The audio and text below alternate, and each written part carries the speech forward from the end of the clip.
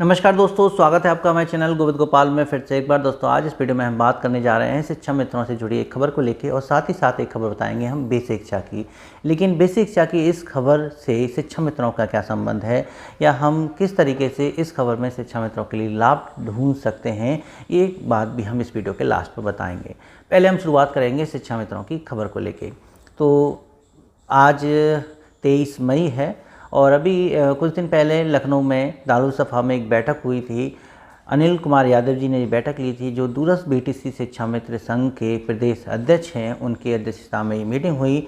और इस मीटिंग का जो खास उद्देश्य रहा बस वो यही कि जितने भी इस संगठन के द्वारा मंत्रीगण, सांसदगण, विधायकगण को मांग पत्र दिए गए, ज्ञापन दिया गया, उन सभी को ध्यान में रखते हुए, उन सभी समस्याओं को ध्यान में रखते हुए ये सभी विधानसभा सत्र में उनकी आवाज़ उठाएं, शिक्षा मित्रों की आवाज़ बने, उनकी समस्याओं के निस्तारण के लिए विधानसभा सत्र में वो पक्ष रखें ताकि हमारी समस्याओं का समाधान हो सके।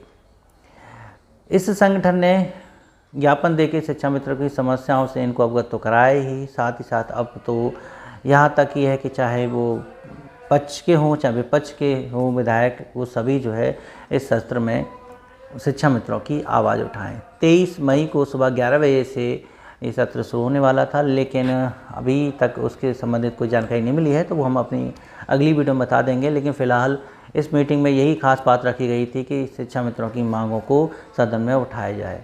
इस मीटिंग में जो खास बात दूसरी थी वो ये थी कि अब महंगाई बहुत चरम सीमा पर है और शिक्षा मित्रों को अभी तक अल्प मानदेय 10,000 रुपये मिल रहा है।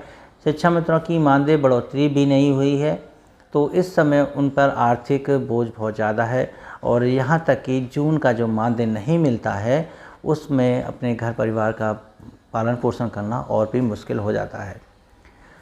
तो ये समस्याएं उन्होंने सब सामने रखी और सरकार से इसके निस्तारण के लिए भी आग्रह किया है कि जल्द से जल्द उन्हें 12 महीने का मानदेय मिल जाए, यानी कि स्थायी समाधान हो जाए ताकि शिक्षा मित्र जून की भी रोटी खा सकें।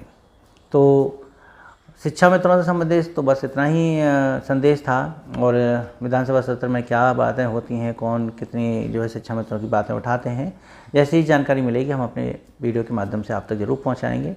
दूसरी जो खबर हम बताने जा रहे थे वो बेसिक शिक्षा की थी। बेसिक शिक्षा में एक अच्छी खबर ये मिली है कि आपको बताएं कि सीतापुर ज़िले से जो उत्तर प्रदेश प्राथमिक शिक्षक संघ ने एक मांग उठाई, उसमें ये मांग थी कि जो प्रधानाध्यापक के पद खाली हैं प्राथमिक यानी परिषदीय विद्यालय में और उच्च प्राथमिक विद्यालय में प्रधानाध्यापक के पद खाली हैं, वहाँ पर सहायक अध्यापक इंचार्ज बन के अपना दायित्व का निर्वहन कर रहे हैं। एक सहायक अध्यापक को इंचार्ज प्रधानाध्यापक बनाने के बाद उनको प्रधानाध्यापक का ना तो वेतन मिलता है और ना ही उनको कोई अतिरिक्त सुविधा मिलती है। कुल मिला के सहायक अध्यापक की शैली में ही उनको प्रधानाध्यापक के सभी दायित्वों का निर्वहन पूरी जिम्मेदारी के साथ करना होता है, जितना कि एक प्रधानाध्यापक पद पर रहने के बाद व्यक्ति करता है। तो संगठन ने यह मांग उठाई कि आप किसी भी सहायक अध्यापक से इतने लंबे समय तक प्रधानाध्यापक के पद का इंचार्ज बना के उससे कार्य नहीं करवा सकते हैं। इस संबंध में एक कोर्ट में रिट डाली गई थी और 19/243 ये कोर्ट केस है, जिसका ऑर्डर 19 मई को आया। और 19 मई के इस कोर्ट ऑर्डर के अनुसार ये कहा गया है कि यदि किसी कर्मचारी से उससे उच्च पद का कार्य करवाया जाता है एक लंबे समय तक, तो ये उस कर्मचारी पर मानसिक रूप से शोषणीय है और उनको ऐसा नहीं करना है। ये एक नियमों के खिलाफ है और इसी को लेके सीतापुर ज़िले के जो उत्तर प्रदेश प्राथमिक शिक्षक संघ हैं उसने ये मांग करी है कि जितने भी इंचार्ज प्रधानाध्यापक बने हुए हैं सहायक अध्यापक, वो इस बात को एक साथ जो है सरकार के सामने रखेंगे, कोर्ट ऑर्डर का पालन करवाएंगे और उनको सहायक अध्यापक होने के बाद भी प्रधानाध्यापक का पूर्ण वेतनमान दिलवाएंगे, सारी सुविधाएं दिलवाएंगे, ताकि उस पद पर वो उचित वेतनमान मिलने के बाद अपने पद का निर्वहन करने में कोई भी संकोच ना करें।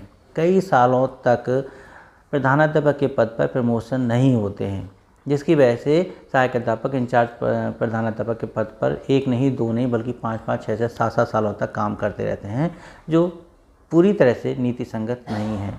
इसी की आवाज़ कोर्ट ऑर्डर के माध्यम से उत्तर प्रदेश प्राथमिक शिक्षक संघ सीतापुर ने उठाई है। आप देख सकते हैं एक संगठन ने शिक्षक की बात रखते हुए उसको प्रधानाध्यापक पद का मान रखने के लिए, वेतनमान दिलवाने के लिए कहा है। वहीं ऐसे भी कई विद्यालय हैं जहां पर एकल विद्यालय में केवल शिक्षा मित्र उस विद्यालय को चला रहा है, वही वहां का सहायक अध्यापक है, वही शिक्षा मित्र वहां का शिक्षा मित्र भी है और वही शिक्षा मित्र वहां का प्रधानाध्यापक भी है। एक शिक्षा मित्र इंचार्ज प्रधानाध्यापक भी है, सहायक अध्यापक भी है और शिक्षा मित्र भी है जब वो विद्यालय एकल हो जाता है। कई ऐसे विद्यालय थे जो पहले भी कई सालों से शिक्षा मित्र ही खोल रहे थे और शिक्षा मित्र ही उन विद्यालयों को चला रहे थे, लेकिन ऐसी आवाज़ पहले कभी नहीं उठी और ना ही कभी कोई ऐसा कोर्ट पेश पड़ा। साधारण सी बात है कि इसका सीधा शब्द है संविदा कर्मी। संविदा कर्मी एक ऐसा शब्द है जो जिसके नाम के आगे जुड़ जाता है तो उसको कई सारी सुविधाओं से वंचित कर दिया जाता है। कार्य भले ही समान हो, लेकिन पद और संविदा कर्मी जो पद है इसके अनुसार उसको कई सुविधाओं से वंचित कर दिया जाता है। तो हम यहाँ बड़ा संकोच में रहते हैं कि वही कार्य एक शिक्षा मित्र भी कर रहा है, वही कार्य एक सहायक अध्यापक भी कर रहा है, लेकिन वेतनमान दिलवाने की बात केवल सहायक अध्यापक के लिए की जाती है। तो आप कमेंट करके हमें ज़रूर बताइएगा कि क्या ऐसी कोई सुविधा होनी चाहिए जहाँ एक संविदा कर्मी, भले ही संविदा कर्मी हो, जहाँ एक संविदा कर्मी अगर किसी सरकारी कर्मचारी की ड्यूटी का निर्वहन कर रहा है, सरकारी कर्मचारी के पद का निर्वहन कर रहा है, तो क्या वो उसको उसका वेतनमान मिलना चाहिए या नहीं। कमेंट करके हमें ज़रूर बताइएगा। और वीडियो कैसी लगी इसके लिए कमेंट कीजिए, वीडियो को लाइक कीजिए अगर अच्छी लगी हो तो, और चैनल पर नए हैं तो चैनल को सब्सक्राइब करना मत भूलिएगा। हम आपसे अगली वीडियो मिलेंगे बेसिक शिक्षा और शिक्षा में से जुड़ी कुछ ऐसी ही नई खबरों के साथ। तब तक के लिए नमस्कार, जय हिंद।